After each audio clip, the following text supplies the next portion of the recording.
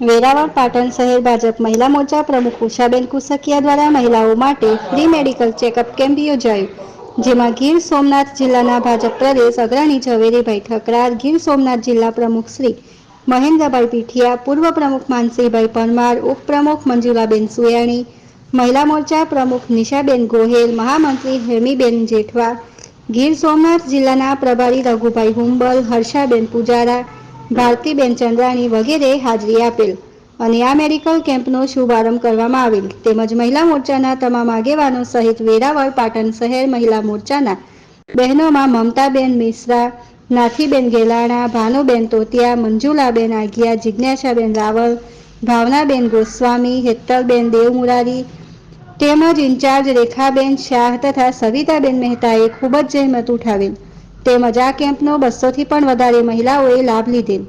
Bureau chief Ramsinh મોરી, ગીર સોમનાથ। વેરાવળ પાટણ શહેર ભાજપ મહિલા મોરચા પ્રમુખ છું અને આજ પ્રધાનમંત્રી આયુષ્યમાન ભારત જન યોજનાને 6 વર્ષ પૂર્ણ થવા બદલ મેડિકલ કેમ્પ મહિલાઓનું આયોજન કરેલ છે અને આ કેમ્પમાં દરેક મહિલા ડોક્ટરોએ હાજરી આપેલ છે। મેડિકલ કેમ્પ કરવા પાછળનો ઉદ્દેશ્ય એટલું કે મહિલાઓ શરીરે સશક્ત હશે તો જ આપણો દેશ પણ સશક્ત બનશે।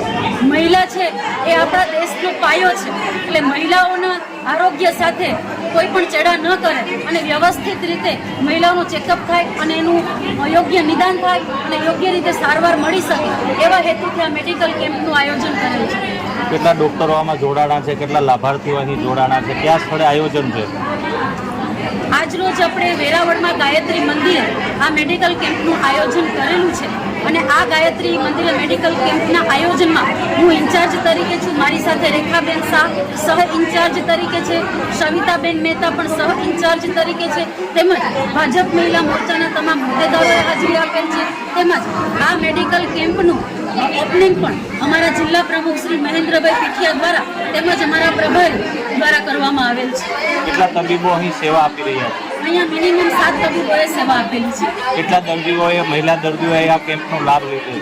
આ મહિલા મેડિકલ કેમ્પમાં મિનિમમ 200થી 250 બહેનોએ ભાગ લીધો।